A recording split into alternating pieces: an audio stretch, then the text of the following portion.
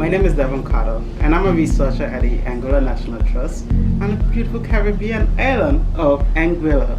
I've been a member of BirdsCaribbean family since 2019 when I first attended their conference in Guadeloupe. I decided to come to the PROALAS workshop to better my skills in art and also learn how other persons within the Caribbean are doing data analysis, and also to better my skills as I'm a researcher. And it's good to see how other methods people are using, how best ways or best practices to do data analysis, especially on terrestrial birds.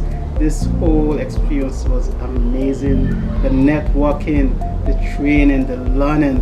I definitely enjoyed my time here with the BirdsCaribbean family. Thank you.